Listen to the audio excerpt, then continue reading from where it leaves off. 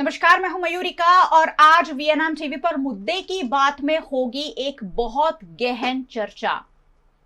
और वो चर्चा है स्कूल वैन में बच्चों की सेफ्टी, स्कूल रिक्शा में बच्चों की सेफ्टी। वैसे हमारे बच्चे कहीं भी सुरक्षित नहीं है, पिकनिक जाते हुए बच्चे सुरक्षित नहीं है, गेम जोन में जाते हुए बच्चे सुरक्षित नहीं है, ट्यूशन क्लास में जाते हुए बच्चे सुरक्षित नहीं है और स्कूल जाते हुए बच्चे भी बिल्कुल सुरक्षित नहीं है, अगर वो स्कूल वैन से जा रहे हो या रिक्शा से जा रहे हो। आज गुजरात के वडोदरा शहर में जो वीडियो वायरल हुआ और उसके बाद सभी पेरेंट्स के दिल में एक धक्का सा पहुंच गया। सबसे पहले वो वीडियो जरूर आपको दिखाना चाहूंगी, शायद पूरा वीडियो ना दिखा पाऊं क्योंकि बच्चों के साथ जब भी ऐसा कुछ होता है उसे सोशल मीडिया पर कम्युनिटी गाइडलाइंस का उल्लंघन माना जाता है। लेकिन वीडियो की कुछ क्लिप्स तो आपको जरूर दिखा ही सकती हूं कि एक स्कूल वैन चालक अचानक से तेज रफ्तार आती है और उसकी डिक्की खुल जाती है और दो स्टूडेंट लड़कियां उसमें से गिर जाती हैं। उसमें से दो लड़कियां जो गिरी हैं उसमें से एक लड़की बहुत मुश्किल से खड़ी हो पाती है, उसे गंभीर चोट भी पहुंचती है। ये वीडियो पूरे वडोदरा ने आज देखा है, फिर एक बार देख लेते हैं।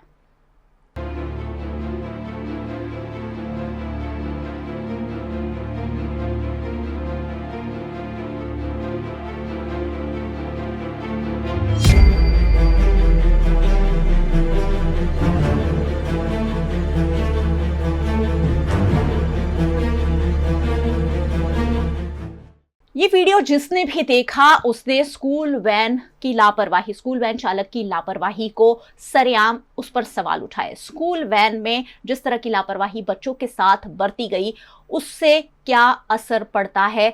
स्कूल वैन की वैसे भी काफी सारी दिक्कतें चल रही है। जब से राजकोट में अग्निकांड घटा तब से आरटीओ ने भी स्कूल वैन की जो नियम है उसे थोड़े कड़े कर दिए हैं, जिसके चलते स्कूल वैन संचालकों ने थोड़ी सी फीस भी बढ़ाई है और सेफ्टी के नाम पर कुछ कुछ सुधार भी किए हैं। उसके बावजूद जो तस्वीरें सामने आई है बेहद दुखद है और उस पर बात करने के लिए मेरे साथ आज स्टूडियो में दो मेहमान भी शामिल हैं। मेरे साथ वडोदरा के स्कूल वैन एसोसिएशन के प्रेसिडेंट जीवन भरवाड़ जी है। बहुत बहुत स्वागत है सर आपका। और हमारे साथ वडोदरा पेरेंट्स एसोसिएशन के प्रेसिडेंट किशोर पिल्लई जी है। किशोर जी बहुत बहुत स्वागत है आपका। बच्चों की सुरक्षा पर जब सवाल उठता है तो कोई चुप नहीं रह सकता क्योंकि हर किसी के घर में बच्चे हैं, स्कूल जाते बच्चे हैं, कॉलेज जाते बच्चे हैं और अगर जिसके भरोसे हम बच्चों को भेज देते हैं, अगर वो बच्चे इस तरह से स्कूल वैन से गिर जाएं तो शायद माता पिता उन्हें स्कूल वैन में भेजना भी पसंद नहीं करेंगे। जब स्कूल वैन एसोसिएशन वडोदरा के एसोसिएशन के संचालक जीवन भरवाड़ जी हमारे साथ हैं, उनसे जरूर पूछना चाहेंगे कि ये क्या मामला हुआ है, आखिर चूक कैसे हुई है। जीवन जी, जो तस्वीरें हैं आपने देखी है, वीडियो आपने देखा होगा, क्या कहना चाहेंगे, क्या प्राथमिक प्रतिक्रिया है आपकी इस पर? पहली जो मेरी पहली प्राचर्य है सर बेन कि हम बहुत दुख से दिल से बहुत दुख व्यक्त करते। जो बच्ची का जो हाव भाव, कोई भी मेरी जगह आप कोई भी भावनाशील हो सकता है। वो बच्ची जो घबरा गई है और बच्ची एकदम घबरा, दूसरी बच्ची उसको आश्वासन देती है, तीसरी बच्ची उसको आश्वासन देती है। वो वाहन वाले कि बिल्कुल, मैं उसको ऐसा बोलता हूँ कि इसकी बिल्कुल लापरवाह है। इसको एक नादान बच्चे की तरह, वो प्रैक्टिकल ड्राइवर की तरह नहीं है, ये एकदम नादान बच्चों की तरह उसने जो काम किया है। इसके लिए हमारा यूनियन और मैं प्रेसिडेंट ऐसे लोगों की कोई भला मन नहीं। सरकार ऐसे लोगों को ये नहीं, दूसरा भी कोई गलती करे तो उसको कड़क से कड़क सजा मिले, ऐसा हमारे यूनियन तरफ से प्रेसिडेंट के हैसियत से मैं ये बोलना चाहता हूँ। एक बच्ची आपकी बच्ची हमारी वाहन में भेजते हो तो वो हमारी जवाबदारी हमारी है, बिल्कुल हमारी जवाबदारी है कि उनको स्कूल के गेट के अंदर छोड़ना और गेट से लेके घर तक वो हमारी जिम्मेदारी, उसको हमारी रोजी रोटी है और वो बच्चे की हमारी जवाबदारी है।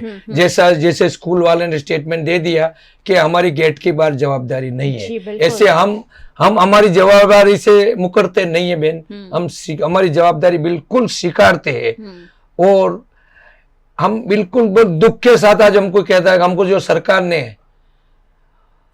45 दिन की जो मुद्दत दी थी, कल क्या परिस्थिति हो सकती है वो कोई नहीं जान सकेगा और इसमें कल क्या होगा, आरटीओ क्या एक्शन लेगी, पुलिस क्या एक्शन लेगी, वो जो चाहे जो मुद्दत रहे या नहीं भी रहे, समीकरण हर एक घंटे में समीकरण बदल सकता रहे है। हैं, अपने बड़ौदा सिटी में अभी अच्छा अनेक कलाक में क्या हो सकता है, कौन से मोहल्ले में क्या हो सकता है, वो समीकरण पे आधार है।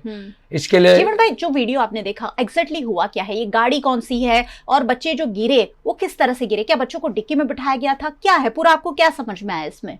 मैं 35 साल से मैंने खुद वर्दी मारी है। आज मैं 15 साल से वर्दी नहीं मारता हूँ, पर मेरा बहुत अनुभव है वर्दी का। कोई आदमी, आपने रिपोर्टिंग किया है रोड पे, फिर आप तंत्री बने तो आपको मालूम है कि कैसे कैसे परिस्थिति होती है। इसी तरह मैंने खुद ने रिक्शा में मारी है, वान में मारी है, इक्को में मारी है, पर उसमें जो एक सिस्टम होती है, उसके गाड़ी में ऐसी कोई सिस्टम नहीं थी। जी। कौन कौन सी सिस्टम होनी चाहिए? सिस्टम होता है वो जो उनकी जो सिस्टम जैसी उनकी फाइबर था वो नहीं था, फिर वो बट्टी के पट्टी का नहीं था। शायद उनकी गाड़ी, पहले गुना तो उनका है कि प्राइवेट गाड़ी है। अच्छा। सबसे पहला गुना उसका वो लगता है, प्राइवेट गाड़ी घुमा नहीं सकते, प्राइवेट गाड़ी घुमा नहीं सकते, पर चंद लोगों को कुछ ऐसा चला लेते हैं जी। वो पुलिस फोर्स मिली भगत। चाइल्ड लॉक वगैरह की कोई सिस्टम होती है गाड़ियों में? गाड़ियों में जो होती है बहन, जो वान में इक्को में होती है, उसकी एक ही सिस्टम होती है। ड्राइवर साइड में, वो साइड में खोलने का एक ही दरवाजा, 1 लाख दरवाजा लॉक रखने का। एकदम प्रैक्टिकल आपको समझाता हूँ। बिल्कुल। ये लॉक एक साइड का दरवाजा उनको ड्राइवर से खोले, बच्चे को छोड़े। पीछे ऐसा लापरवाही की तरह खोलना नहीं चाहिए। हमेशा ड्राइवर को ही, मतलब जो गाड़ी चला रहा है वो ही बच्चे को उतारेगा, दरवाजा बंद। वो ऐसा नियम है, ये नियम है जी। ये नियम है, लेकिन ज्यादातर ये नियम का पालन नहीं होता है, बच्चे खुद ही बैठ जाते हैं, बंद कर लेते हैं, ये ऐसा होता है। ऐसा मैं आपकी बात को बिल्कुल स्वीकारता हूँ। आज जो मैं आपके सामने बोलूंगा, एक पैसेंजर के हिसाब से, बड़ौदा शहर संस्कारी नगरी का एक नागरिक तरीके, उसके हिसाब से जो आप बात करोगे, बहुत अप्रिशिएट मैं करती हूँ आपको जी। और वो उनकी ड्राइवर की जवाबदारी होता है कि ऐसे जैसे ये ड्राइवर की साइड है, पीछे से खोलने का, बंद करने का, बराबर। उसका हाथ पहुंचे तो ठीक है, नहीं तो उसको उतर के गेट बंद करना पड़ता है। या तो कोई लड़की वहां से ज्यादा करके धक्का दे देती, फिर उसमें एक ठेसी होती है ऐसी 1 इंच की, वो ठेसी को ऐसे दबा दो तो ड्राइवर लॉक हो जाता है। और दूसरी बात, जो ये बच्चे गिरे, वो बच्चे गिरे उसका कारण एक ही है, जैसे अपने अहमदाबाद से बड़ौदा इक्को गाड़ी चलती है, वो उसमें 2 सीट होती है पीछे जी। उसमें 4 जन पीछे बैठ सकते हैं, बराबर। 1 जन आगे बैठे, बीच में 3 जन, यानी वो 7 सीटर गाड़ी होती है। तो ये भाई ने वो जो स्कूल का नियम होता है ना, वो हिसाब की इनकी ना पाटली दे ना सीट थी जी। वो पैसेंजर भरने की सीट थी उसके, इसके लिए उसको पीछे का दरवाजा खोलना पड़ा, पीछे का दरवाजा खोलना पड़ा। तो उसके हिसाब से उनको वो भाई ने उन्होंने सोचा होगा कि लड़कियों ने दरवाजा बंद किया होगा, लड़कियों ने दरवाजा किया नहीं किया। दूसरा, मैंने जब तक ड्राइविंग किया है तब मेरा अनुभव ये कहता है कि आधा दरवाजा किया ने, जब आधा दरवाजा पूरा लॉक नहीं होगा, शायद नहीं होगा, या तो नीचे लॉक नहीं होगा, उसने एकदम गाड़ी को गियर में मारा। अच्छा। गियर में मारा ने गाड़ी को, तो आगे जाके वो दरवाजा झटके से खोल गया और जैसा बच्चियां नीचे गिर गई। बच्चे नीचे गिर गए, ये मेरा अनुभव कहता है। उससे ज्यादा मैं प्रैक्टिकल वहां था नहीं, मुझे मालूम नहीं है। सोसाइटी वालों ने भी बोला था कि दरवाजा तो खुला था, बंद था, खुला था, पक्का कोई का स्टेटमेंट है नहीं, पर मेरा अनुभव है कि आधा दरवाजा हो तो। दूसरी रही बात बहन जी, कि पीछे का दरवाजा खोलने का होता ही नहीं है, ये तो कोई सामान अपने सूटकेस वगैरह के लिए खोलना पड़ता है, ये तो है नहीं। पीछे के दरवाजे को हमेशा वाहन में लॉक रहता है, यानी जो पीछे वाली ये गाड़ी, मतलब स्कूल वैन के लिए पीछे लॉक होता है, पीछे लॉक होता है, इसको यूज नहीं करना ही नहीं होता, मात्र एक ही दरवाजा लॉक करना होता है। ओके। एक ही दरवाजा से खोल सकते, यानी लापरवाही बरती गई है और सरेआम बरती गई है। चलिए, लापरवाही स्वीकार कर रहे हैं और बिल्कुल प्रैक्टिकल तरीके से समझा रहे हैं कि क्या गलती वहां हुई होगी जिससे ये दोनों बच्चियां नीचे गिर गई। ये तो बहुत अच्छी बात थी कि सोसाइटी थी। आप सोचिए, अगर सड़क पर जा रही होती ये वैन और बच्चियां नीचे गिर जाती और वहां से अगर कोई वाहन गुजर रहा होता, मेरे गूज़बम्स आ रहे हैं बात करते हुए भी, हम सोच नहीं सकते कि क्या हो सकता था। उस वक्त पीछे कोई वाहन नहीं था। ये पूरे वडोदरा शहर का नसीब है, उन माँ बाप का नसीब है जो ये बच्चियां सुरक्षित रही, पीछे कोई वाहन नहीं था। हमारे साथ वडोदरा के पेरेंट्स एसोसिएशन के प्रेसिडेंट किशोर पिल्लाई जी हैं। किशोर जी, ये जो घटना बनी है कितनी गंभीर मानते हैं आप इसे? एक्चुअली विजुअल्स देखते हैं, it send a chill down my spine. Yes, shocking frightening scene है। तो एक्चुअली सॉल्यूशन कहाँ है मुझे अभी भी समझ में नहीं आ रहा है। यहाँ पे आज मैं इनको मिलना भी चाहता था और आगे हम लोग इनके साथ एंगेज भी करेंगे। जी, तो ओपनली अप्रिशिएट करता हूँ कि उनका जो सोच है वो भी मैं अप्रिशिएट करता हूँ अनफॉर्चुनेटली, लेकिन ये जो सोच है हर एक में नहीं है। जी, जितने भी वैन ड्राइवर्स हो या रिक्शा में नहीं है। और मेरे ख्याल से इस एसोसिएशन जो वैन ओनर्स एसोसिएशन या ड्राइवर्स एसोसिएशन संगठित भी नहीं है। आज मुझे इनकी बातों में से लगा इनको कोई भी प्लेटफॉर्म है, 2 या 3 प्लेटफॉर्म में संगठित होना चाहिए और जो सेफ्टी प्रिकॉशन के ऊपर इनको भी तालीम देना चाहिए। और प्रशासन से भी मैं आग्रह रखता हूँ, जैसे कि कोई फंक्शन आता है उससे पहले मीटिंग बुलाती है हर एक स्टेक होल्डर्स को। तो स्कूल में प्रवेश उत्सव होता है, स्कूल जब चालू होती है उससे पहले सभी स्टेक होल्डर्स को एक बात बुला के सेफ्टी का ऊपर, इनका प्रिकॉशंस के ऊपर, हमारा सहकार का ऊपर, एडमिनिस्ट्रेशन जैसे कि कलेक्टर ऑफिस हो या डीईओ हो, मैं तो बार बार बोलता हूँ हम तो रजिस्टर्ड बॉडी है, एक ही रजिस्टर्ड बॉडी है गुजरात के अंदर, सॉरी 2 या 3 ही है, उसमें से बड़ौदा में एक ही बॉडी है। तो हमें बुला के एक मीटिंग कर सकते हैं हर एक स्टेक होल्डर, जैसे कि इनके साथ में क्या क्या कॉपरेशन हमारी तरफ से जो चाहिए, इनको क्या क्या तकलीफ है, क्योंकि इनको भी तकलीफ जाके में डाल के, ये तो एक जिम्मेदार भागीदार है हमारा। इनको तकलीफ को बहुत ज्यादा जरूरत है स्कूल बैंड्स की। यस, इनको साथ में रख के इनके साथ रह के ही हम आगे बढ़ सकते हैं। तो इनका तकलीफ भी समझ के किस तरह आगे बढ़े, इसके लिए एक इनिशिएटिव गवर्नमेंट की तरफ से, एडमिनिस्ट्रेशन की तरफ से अगर होता है तो हम लोग बैठ के, but better late than never, हम लोग अभी अपने ऊपर लेके हम लोग इस ऑर्गेनाइजेशन जैसा जितने भी ऑर्गेनाइजेशन है उनके साथ हम एंगेज करेंगे और साथ साथ में आरटीओ और ये ट्रैफिक पुलिस डिपार्टमेंट है उनको भी हम लोग लिख के मेमोरेंडम देंगे कि जहां पे भी उल्लंघन हो रहा है, जैसे कि इन्होंने बताया कि आज प्राइवेट वाली गाड़ी घुमा रहे हैं, तो उसमें किस तरह घुमाना है, अगर आपके नजर में आए तो उनके खिलाफ क्यों कार्रवाई नहीं कर रहे। प्रशासन अगर आप देखो तो जैसे कि तक्षशिला सूरत में जब आग की दुर्घटना हुई तो सभी फायर एक्सटिंग्विशर बिना सभी क्लासेस बंद कर दिया। पानी में कुछ होता है तो पानी में बॉडी सब बंद करते हैं। तीसरा जब बंद करने जाते तो पहला वाला जो आग की दुर्घटना राजकोट में चालू हुआ, एक नी जर्क रिएक्शन के अलावा कंप्लायंस का मतलब क्या है इस प्रशासन को पता नहीं है। कोई एक डिपार्टमेंट मुझे बताइए जहां पे सेफ्टी लागू होना चाहिए, जिसमें कंप्लायंस फुल परफेक्ट हो। नी जग रिएक्शन, अगर आज रिक्शा का हुआ 10 दिन सब रिक्शा बंद करेंगे, सब वैन बंद करेंगे, फिर 11वां दिन व्यवहार करो, वह सब चालू हो जाते हैं। एक पॉलिसी गाइडलाइन सेफ्टी के ऊपर क्या क्या प्रिकॉशन लेना चाहिए, फ्यूचर में क्या क्या होना चाहिए, इनका पीरियोडिकली मतलब स्टेबिलिटी, सेफ्टी, लाइसेंस, ड्राइवर्स का कैरेक्टर, उनका पास क्रिमिनल हिस्ट्री, ये सब पीरियोडिकली चेक होना चाहिए। आई एम सॉरी टू से किसी को कोई पड़ी नहीं है। ये अगर शहर चल रहा है तो भगवान भरोसा चल रहा है। बिल्कुल सही बात है। ना सिर्फ शहर, पूरा गुजरात राज्य ऐसे ही चल रहा है। अलग अलग शहरों से ऐसे किस्से सामने आ रहे हैं। और पॉलिसी की बात है, बहुत बड़ी बात है कि पॉलिसी होनी चाहिए। हर एक चीज के लिए नियम बना दिए गए हैं, लेकिन उन नियमों का पालन कौन करता है वो देखने वाला कोई नहीं है। और इसीलिए नागरिकों को, छोटे छोटे बच्चों को भोग बनना पड़ता है। आज ये घटना घटी है स्कूल वैन पर, वैसे भी काफी पिछले दिनों से तवाई चल ही रही है, क्योंकि राजकोट का अग्निकांड जब से घटा तब से राज्य सरकार को ज्यादा एक्शन में आ गई है। कुछ दिन ये एक्शन चलता रहेगा और उसके बाद जैसा थे वैसे सब कुछ वापस, गुजराती में कहते हैं कि घी ढड़्यू तो खिचड़ी में, बस यही मामला हर बार सेटल हो जाता है। यहाँ आरटीओ विभाग की जिम्मेदारी कितनी है ये मैं जरूर जानना चाहूंगी, लेकिन उससे पहले जो ड्राइवर था जिसने तेज रफ्तार गाड़ी चलाई और 2 बच्चियां नीचे गिर गई, उस ड्राइवर को पकड़ लिया गया है। तरसाली रोड की तुलसी शाम सोसाइटी में यह घटना हुई थी मकरपुरा में, और प्रतीक पढ़ियार नामक 23 साल के ड्राइवर को गिरफ्तार कर लिया गया है, जिस पर पुलिस ने आज प्रेस कॉन्फ्रेंस भी की। पुलिस की प्रेस कॉन्फ्रेंस में सुन लेते हैं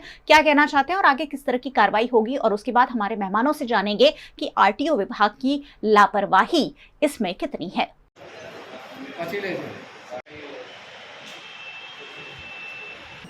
ये एक वीडियो आज वायरल हुआ है। ये वीडियो मकरपुरा तुलसी श्याम सोसाइटी तरसाली रोड वहाँ का ये वीडियो मिला है। ये वीडियो में एक इको वान में सोसाइटी के अंदर के रास्ते से 2 लड़कियाँ इको वान के पीछे के दरवाजे से गिरती हुई दिखाई दे रही हैं।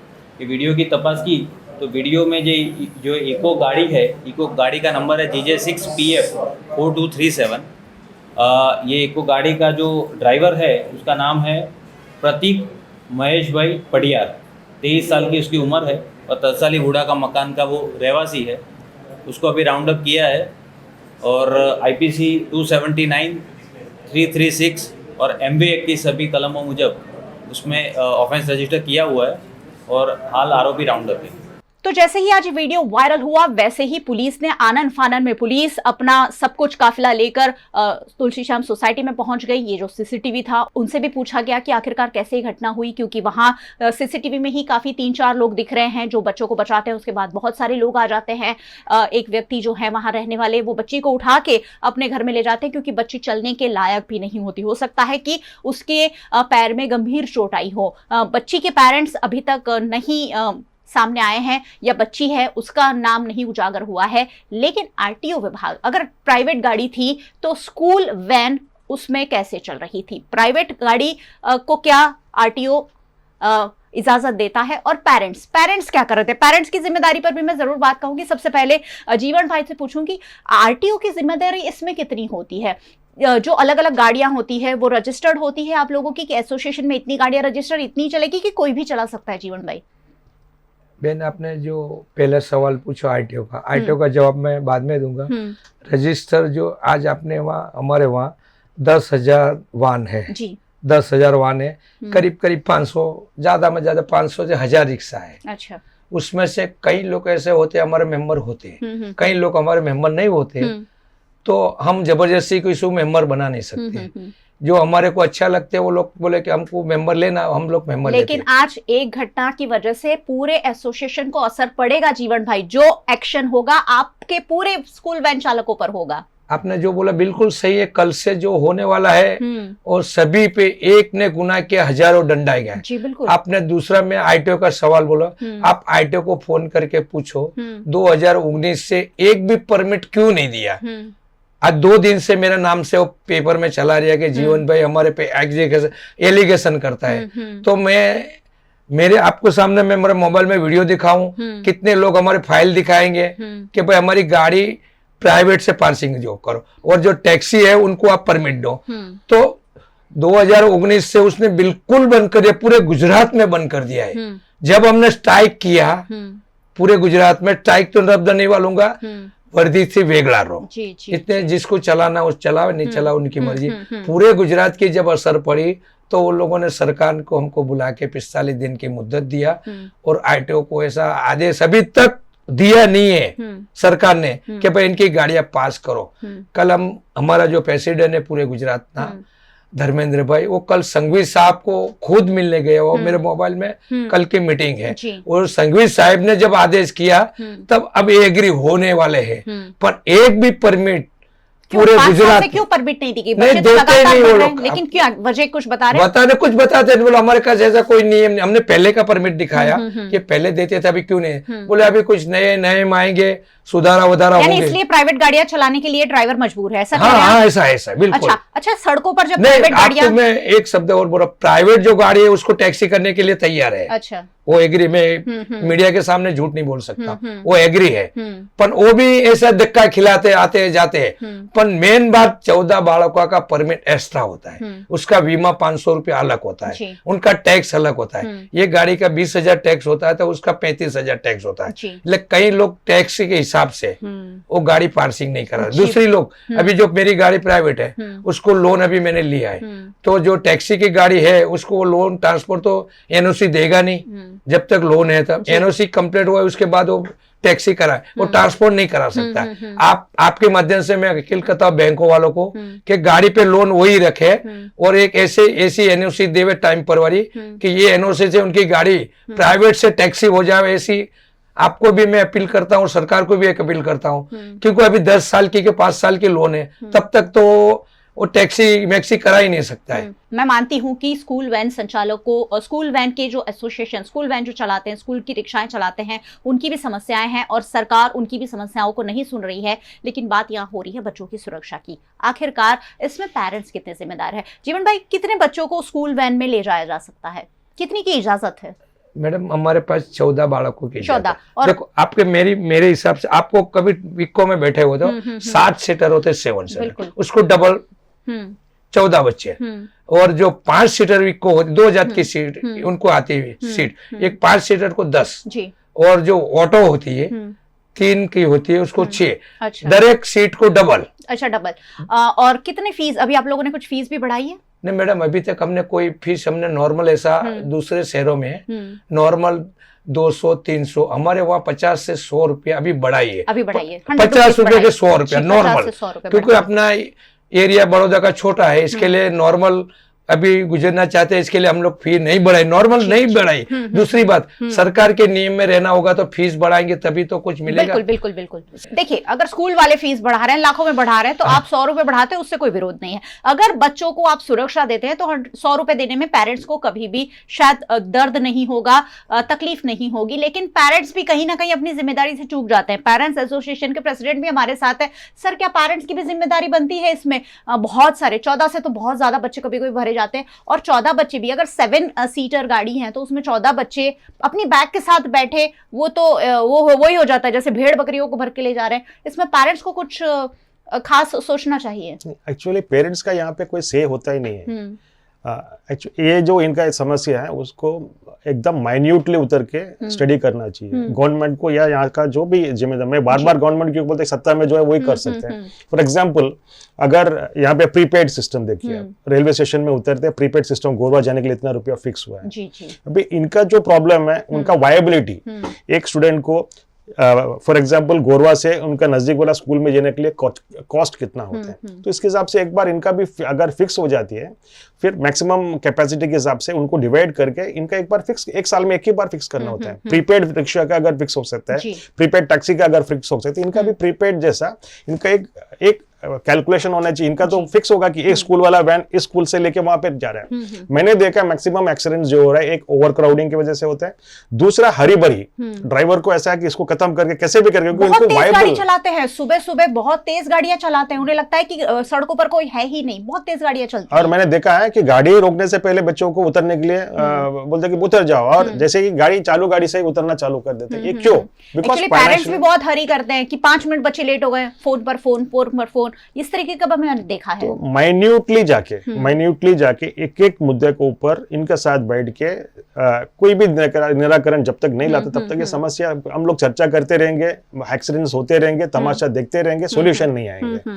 तो जिम्मेदारी से जितने भी इनके एसोसिएशन पे जितने भी हमारे लोग, पेरेंट्स, स्कूल मैनेजमेंट को अगर इंटरेस्ट है तो उनको डीओ ऑफिस में से कोई बैठ के वंस एंड फॉर ऑल कहाँ का प्रॉब्लम है, उसका सोल्यूशन क्या है, एक बार प्रॉब्लम आपने आइडेंटिफाई कर दिया, सोल्यूशन इजी है, और फिर बाद में उनका इम्प्लीमेंटेशन के ऊपर जोर देना चाहिए। इस तरह एक टाइम बाउंड अगर प्लानिंग करोगे तो मुझे नहीं लग रहा बड़ौदा जैसे सिटी में कुछ प्लानिंग करके स्मूथ करना मुश्किल होगी। जी बिल्कुल, छोटा सा शहर है, बहुत ज्यादा लोग भी नहीं है, और ऐसे में अगर कोऑर्डिनेशन से चलेंगे तो बच्चों की सुरक्षा जो है ज्यादा सुनिश्चित कर पाएंगे। एक छोटे से सवाल के साथ इस पूरे टॉक को खत्म करूंगी। जीवन भाई, बच्चों की सुरक्षा सुनिश्चित करने के लिए, बढ़ाने के लिए स्कूल वैन एसोसिएशन क्या कर सकता है? अब ये घटना घटी है, आप अपने एसोसिएशन के लोगों को इकट्ठा करके क्या कहेंगे? क्या उनको कोई ट्रेनिंग वगैरह देते हैं आप लोग कि ये होना चाहिए, बच्चों की सुरक्षा आपके हाथ में? अगर एक बच्चे को भी कुछ हुआ तो सारे स्कूल वैन संचालकों को असर पड़ सकता है। आप कभी उन्हें ट्रेन करते हैं, या अब जब ये हुआ है तब क्या किसी की मीटिंग करेंगे या उन्हें समझाएंगे कि ये नहीं होना चाहिए?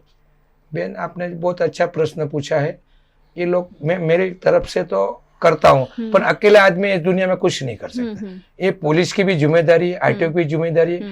पहले ऐसा होता था कि महीने, साल, 2 साल या 15 दिन में एक ड्राइवर एसोसिएशन को, ड्राइवर को बुला के कैंप करता था। पहले एक रहीम चाचा करके था, वो स्कूल में बच्चों को भी करना, कैसे रोड क्रॉस करना, कैसे जाना, उनकी एक ट्रेनिंग होती थी।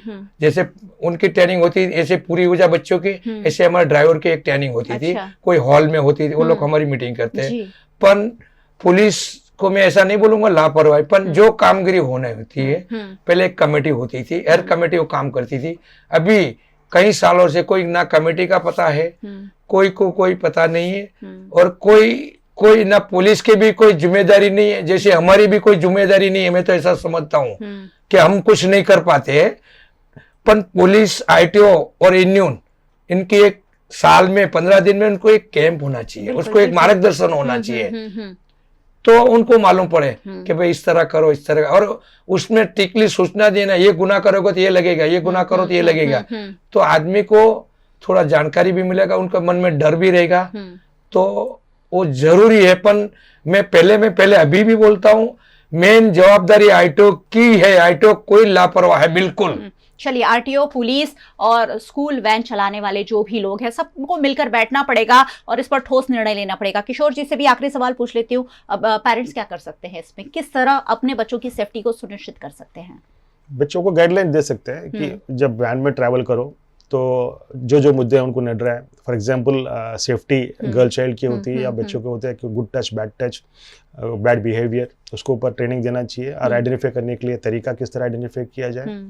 और कहीं पे भी अगर गाड़ी के अंदर सेफ्टी मेजर्स, एक्सीडेंट का कोई संभावना है, वो ड्राइवर के ध्यान में या फिर वैन का ओनर के ध्यान में लाएं। लास्ट में स्कूल में पहुंचने तक अगर वो नहीं हुआ तो स्कूल में मैनेजमेंट के सामने लाएं। स्कूल के जो संचालक है उन्होंने पेरेंट्स के साथ मीटिंग करके कह दिया है कि अगर आप वैन हायर करते हैं तो आपके बच्चों की जिम्मेदारी वैन वालों की, हमारी नहीं है। स्कूल में एंटर होने के बाद ही हमारी जिम्मेदारी है।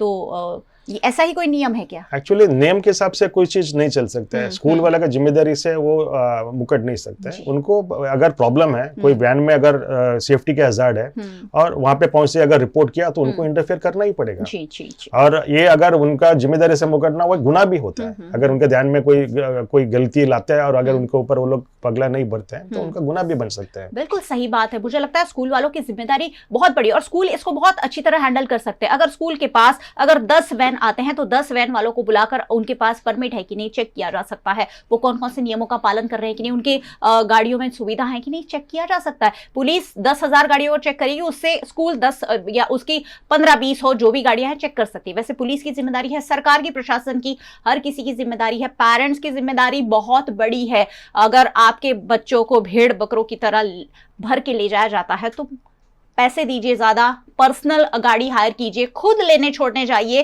क्योंकि बच्चों से ज्यादा तो और क्या ही हो सकता है। एक एक बच्चा एक एक माँ बाप के लिए बहुत ज्यादा इंपॉर्टेंट होता है। और जब ऐसी घटनाएं सामने आती है जो आज वडोदरा में घटी, पूरे गुजरात में ये वीडियो वायरल हो गया है और फिर एक बार बच्चों की सुरक्षा पर जब सवाल उठ रहे हैं, हर किसी को जागना पड़ेगा। जब ऐसी घटनाएं होती है तो हम बात करते हैं लेकिन फिर भूल जाते हैं। शायद कल कोई पेरेंट अपने बच्चों को स्कूल वैन में नहीं भेजना चाहेगा, खुद लेने छोड़ने जाएंगे, 2-4 दिन जाएंगे, लेकिन शायद हमेशा ना भी जा पाए। उसके लिए स्कूल वैन के जो संचालक हैं वो हेल्पिंग हैंड है, लेकिन हेल्पिंग हैंड को आपको सेफ्टी के रूप में सुनिश्चित करना ही होगा। बहुत बहुत शुक्रिया आप दोनों मेहमानों का हमारे साथ जुड़ने के लिए।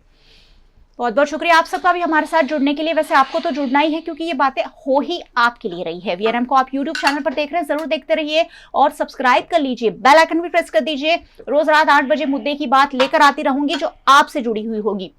फेसबुक पर देख रहे हैं, शेयर जरूर कीजिए। हर घर में बच्चे हैं और सब बच्चों की सेफ्टी हमें मिलकर सुनिश्चित करनी है। आप हमें ओटीटी प्लेटफॉर्म्स पर देख रहे हैं, डेली हंट, वोडाफोन टीवी, जियो टीवी और जियो टीवी फाइबर 498 नंबर के चैनल पर वीएनएम टीवी को रोजाना 24 घंटे लाइव देखा जा सकता है। देखते रहिए वीएनएम, जुड़े रहिए वीएनएम के साथ। नमस्कार।